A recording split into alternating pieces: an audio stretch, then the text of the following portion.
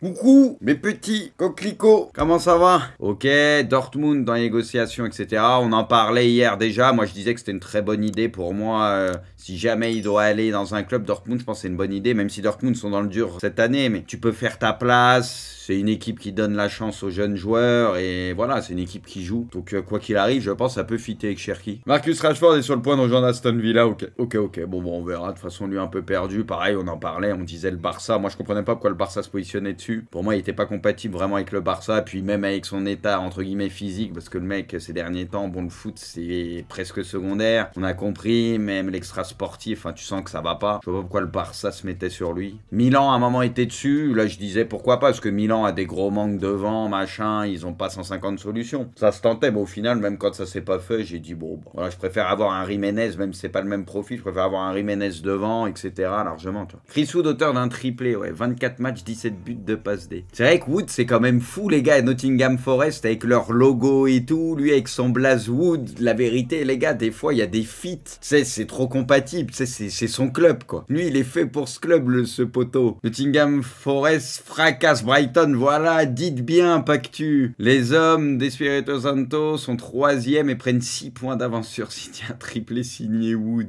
MDR, t'es fou? Non, ça fit bien. Son blaze, le logo du club, tout, bam. Salah, nouveau buteur avec sa spéciale sur le deuxième. Encore, putain, les gars, 33 matchs, 24 buts, 17 passes D. Par contre, les gars, Liverpool, bon, on le dit chaque semaine, hein, mais bon. Parce que là, en plus, c'était un match où Bournemouth et tout, je crois qu'ils avaient pas perdu depuis combien de temps? 8-9 matchs, je sais pas quoi. Je veux dire, Bournemouth, les jouets, c'est très bourbier, tu vois, ça te garantit absolument rien en ce moment, et au final, bon, Liverpool, ils arrivent encore à gagner, machin. Je veux dire, tous les pièges qui se présentent devant eux quasiment, ils s'en sortent d'une manière ou d'une autre. Harry Kane, auteur d'un doublé avec le Bayern. Les gars, il va prendre la Bundes cette année, c'est maintenant ou jamais. Là, franchement, il y a un peu d'avance et tout sur les Leverkusen. Les gars, là, s'ils prennent pas la Bundes, là, c'est trop, imaginez. 8 secondes de jeu, et celui-là, je l'ai vu. Le contrôle qu'il fait, par contre, Doucouré, le contrôle de Doucouré, l'enchaînement, c'est pas évident, mais il apprend parfaitement, en fait. C'est une folie, quand même, 8 secondes de jeu, quoi. Il y a eu combien? 3-0, je crois, non? C'est une folie. Après 8 secondes de jeu, tu te prends ça, mon vieux, c'est dur de s'en remettre. Le Bayern Munich s'impose. Ouais, parce qu'à la fin, ouais, ça finit à 4-3. Les hommes de Vincent Kompany prennent provisoirement 9 points d'avance. But de Dembélé. Bon, Barcola, bon, de toute façon, quand il est lancé comme ça, c'est la spéciale, le caviar, rien à dire. De toute façon, ces derniers temps, Barcola, il est ultra décisif aussi. Alors, c'est sûr que ça parle beaucoup de Dembélé, à juste titre, parce qu'il plante but sur but, mais Barcola, il y a beaucoup de caviar. Comme on l'a dit, hein, depuis que ça a parlé, depuis qu'il y a eu l'annonce de Gvara et tout, ça lui a fait du bien plus qu'autre chose. Hein. C'est comme je vous dis, ouais, la passe de Fabian Ruiz, elle est incroyable pour Barcola. Le truc, les gars, c'est comme je vous ai dit, hein, Gvara, ça va pas être si évident que ça. Hein, parce que tu vois les trois devant comment ça tourne. Tu sais, je parle pour faire sa place et être titulaire. Après, il faut de la concurrence. C'est le lot des très bons clubs et tout, mais ça va pas été évident. Hein. Ça va pas été évident. Il va falloir laisser le temps au temps. Tu vas falloir être un peu patient, c'est sûr, parce que les autres ils se connaissent un peu plus, mais vrai concurrence. Hein. But Ousmane Dembélé pour le triplé, mais il est fou. Ouais, et c'est un record pour le PSG. C'est la première fois, je crois, ils ont sorti la stat qu'un Parisien, mais double triplé d'affilée quand même. C'est une folie que ça tombe sur Dembouz. Franchement, les gars, Dembouz, double triplé d'affilée qui bat un record, mais c'est une folie. Non, mais la vérité, qui l'eût cru, quoi, au début. Bon, après, les gars, Dembélé, hein, pourvu que ça dure, hein, comme on dit. Hein. Là, il est sur une dynamique de fou au niveau des buts et tout. C'est ce qui lui manquait, on le sait très bien. Il est en totale confiance. Le truc, comme il disait, vu qu'il peut être aussi un peu plus souvent, des fois dans l'axe, il a peut-être aussi moins d'efforts à faire défensif, donc il garde peut-être un peu plus de jus. Vu que c'est un joueur, tu sais, qui a pas beaucoup de sang-froid à la base, on le sait, et il a un gros problème de finition, peut-être, tu vois, de faire un peu moins d'efforts, bah du coup, il garde peut-être un peu plus de jus, et ça lui permet, tu vois, peut-être d'être un peu plus juste devant. Mais en tout cas, là, quand il est comme ça, j'avoue, ouais, il garde un peu plus de lucidité, là, en ce moment, bah dans le dernier geste, rien à dire, même s'il a des caviars des autres, Barcola et tout, franchement, ils lui mettent des caviars, tu vois, rien à dire, mais là, il aurait raté tellement de frappes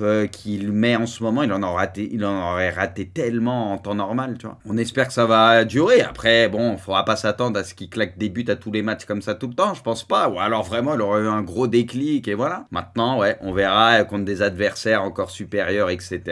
Et s'il peut répéter ça. But de Ajorc, la frappe, elle est magnifique. Par contre, le crochet, la frappe, après Ajorc, franchement, c'est un super joueur. Je trouve pour la Ligue 1, pour Brest, c'est un super joueur. Premier round remporté par le PSG, les Parisiens, toujours invaincus en Ligue 1, prennent provisoirement 13 points d'avance sur l'OM. même, Brest est 8ème au classement. Bon, tout se passe comme prévu les gars, un PSG qui monte un peu en puissance, un PSG qui roule sur la Ligue 1 sans aucune surprise, même s'il y en a, ils pensaient que ce PSG là, après Mbappé et tout, serait peut-être pas champion, ils vont être champion beaucoup plus facilement que quand il y avait Mbappé, je l'avais dit. Les raisons qu'on connaît, c'est une équipe avec un vrai collectif qu'on n'a pas vu depuis 100 ans à Paris, enfin quand je dis depuis 100 ans, vous avez compris, hein, depuis pas mal d'années. Il y a un vrai collectif qui se dégage, un vrai état d'esprit, et voilà, c'est un PSG qui est beaucoup plus plaisant, où tu dépends pas que d'un joueur, où tu mises pas tout sur un joueur, où là au moins le danger vient d'un peu partout, et tu sens que les mecs prennent du plaisir, c'est pour ça que même les mecs en sortie de banc et tout, ça se passe pas trop mal. Il se passe enfin quelque chose de positif à Paris, je trouve, depuis tant d'années, là il y a enfin quelque chose. Matheus Cunha. Regardez, Cunha, la balle de game over peut-être, Cunha,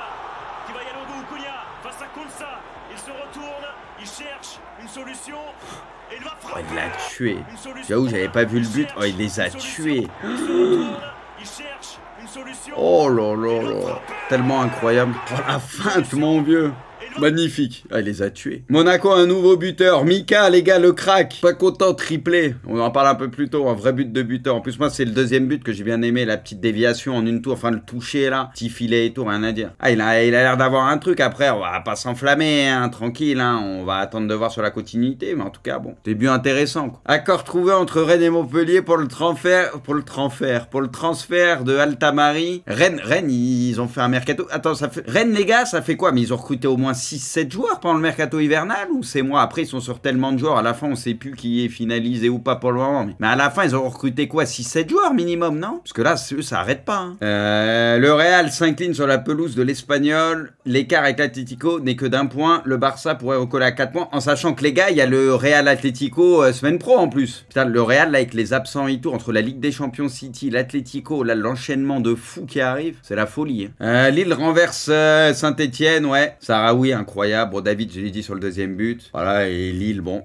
qui malgré les 2 défaites, quand ils avaient fait championnat Ligue des Champions, tu t'es dit, ça va peut-être enrayer un peu la machine, ce qu'ils n'avaient pas perdu depuis 100 ans. Et au final, bah écoutez, Ligue des Champions, ils ont déglingué Feyenoord. Et là, bah, en championnat, et pourtant, ils étaient menés et tout. Ça se fait au début, tout n'était pas parfait. Et au final, encore une fois, après, il y a le rouge aussi qui vient tout niquer. Lille qui continue. Officiel, Akpom est prêté avec option d'achat au LOSC. Putain, les clubs français, ça aura quand même pas mal bougé, hein. Putain.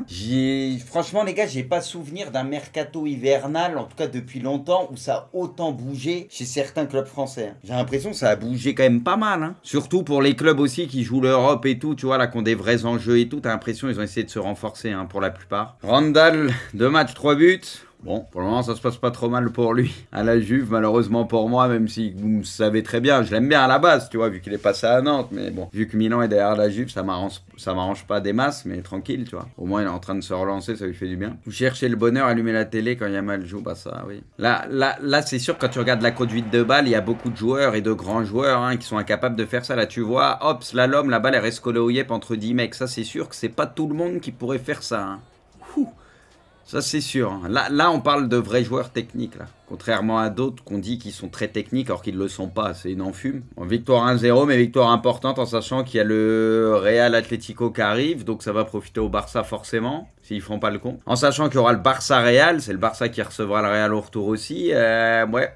C'est loin d'être fini cette histoire. En vrai, c'est incroyable d'avoir une Liga comme ça avec les 3 qui se tiennent à pas beaucoup de points, c'est tant mieux, moi je trouve. Plutôt qu'une Liga qui est pliée et qu'une équipe qui a 10 points devant, au moins il y aura sûrement du suspense jusqu'au bout et ça c'est sympa. Manchester United est en train de réaliser sa pire saison depuis 35 ans. Putain, 35 ans. Et dire que les gars, il y a des anciens sur le chat, ils étaient nés déjà il y a 35 ans, c'est fou. Les Red Devils ne comptent que 29 points après 24 journées de PL, soit le pire total depuis la saison 89, 90, 25. C'est une folie, hein. Lisandro, il s'est fait les ligaments. Oh là là, en plus, lui, quand il est pas là en général. Oh, mais ils sont finito. Ah, Manchester, mon vieux, quel bourbier. But d'Odegaard. Bon, les gars. Bon, t'as la passe vers Akanji. Mais Akanji, ok, tu vois, bon. En vrai, c'est pas évident, parce qu'il y a déjà le pressing qui a amorcé, c'est pas évident. Mais bon, Akanji, techniquement, le ballon, il brûle les pieds là, quoi. On le voit, il fait 2-3 touches qui servent à rien, dont une où tu sens, il perd le truc, et voilà, c'est finito.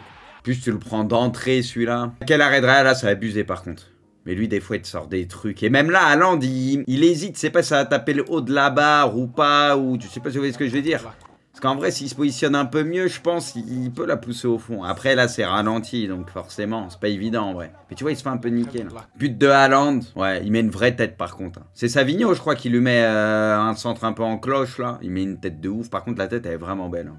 But de Partey, quel match? Ouais, c'est la frappe contrée, du coup. Sur la passe de Foden plein axe. Ah ouais, Foden, là, il a pas le droit. Et on l'a dit avant, il y a aussi Havertz qui a eu sur une erreur d'Ortega, là, sur Kovacic. Où Havertz, il se trouve, enfin, il est au point de pénalty, il capte pas sa frappe. Normalement, potentiellement, t'as les 3 premiers buts d'Arsenal, c'est 3 erreurs. Arsenal te pousse à ça, hein, comme on a dit, tu vois, ce qu'ils pressent et ils savent que de toute façon, City, ils commettent des erreurs, ils sont en panique balle au pied. Donc, ils ont raison, tu vois. Ça presse, ça joue, etc.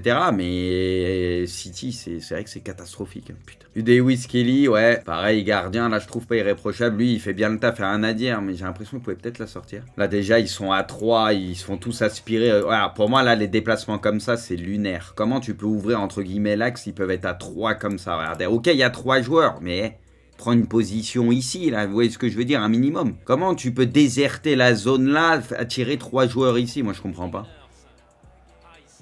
C'est incompréhensible, donc ça provoque ça, et voilà. Mais comment c'est possible? Les mecs, t'as l'impression, ils sont devenus cons du jour au lendemain, c'est ouf. Hein.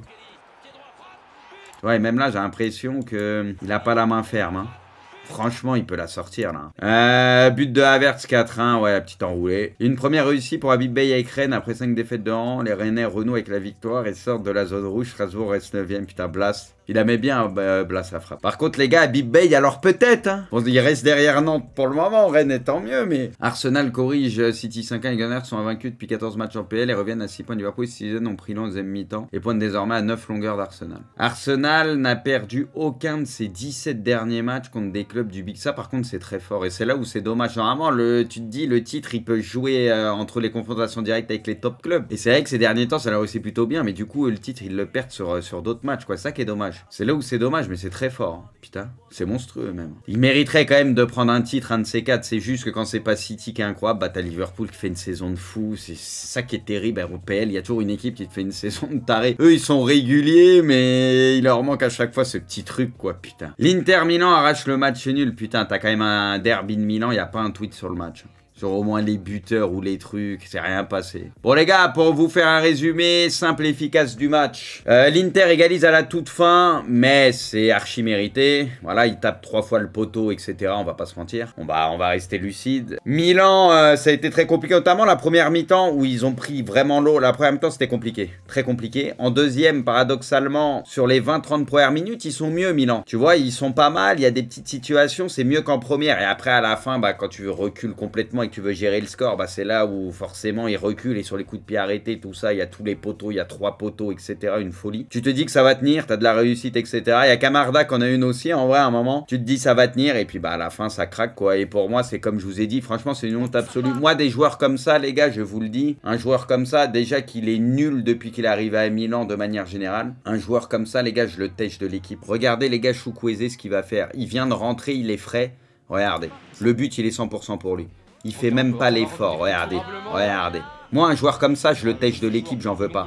Les autres, ils se tapent comme des chiens. Oui, tu souffles, mais ils se tapent comme des chiens pendant tout le match. Au niveau état d'esprit, au moins ça, tu peux pas leur enlever malgré les limites et que l'Inter est supérieur. Le mec, il rentre, il est frais, il fait même pas l'effort.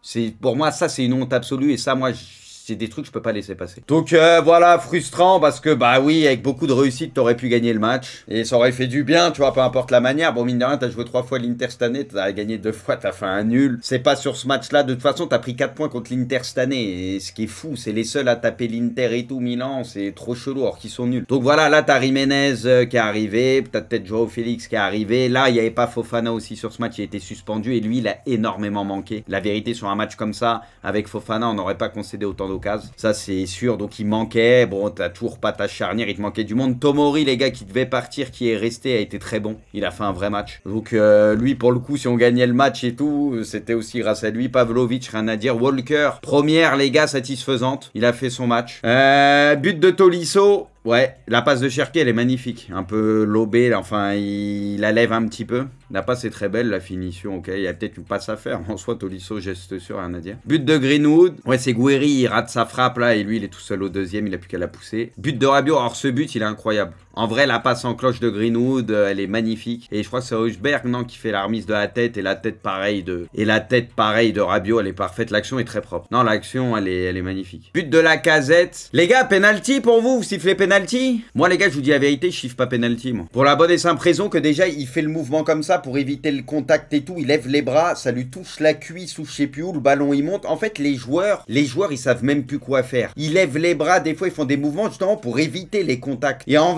voulant éviter les contacts, parce qu'ils savent plus ce qui est sifflé, pas sifflé, tu sais, c'est relou pour eux, bah du coup, ça donne ce genre de situation de merde, je trouve. Moi, perso, dans l'esprit du... Je m'en fous que la règle a changé. Je m'en fous, les gars, que la règle a changé ou ce que vous voulez. Dans l'esprit du foot, c'est de la merde. Et avec leurs règles de main où on comprend rien, ils font ce qu'ils veulent, ils changent tous les 2 jours, et bah les mecs, des fois, ils ont des gestes pas naturels pour éviter ce genre de truc, qu'on leur casse pas les couilles sur une main, donc ça dénature tout. But de Luis Enrique, ouais. Le centre deuxième, il est tout seul. Il met sa petite reprise. L'Olympique de Marseille remporte l'Olympico. Les Marseillais renouent avec la victoire après 3 matchs en victoire. Reste à 10 points du PSG, 2 sur 2 pour l'OM face à Lyon cette saison. Les Lyonnais enchaînent un 7e match en succès. Et surtout que ça avance. Les autres équipes autour, mine de rien, ça avance. Vamos, le football ce week-end, les amis. Et Nantes, ouais, c'est ça. 6 points d'avance sur Montpellier. 3 sur Saint-Etienne. En plus, j'ai regardé le calendrier. Toutes les équipes mal classées ont des matchs compliqués. Nantes, ça reçoit Brest avec toutes les coupes, tous les matchs et tout. On sait jamais.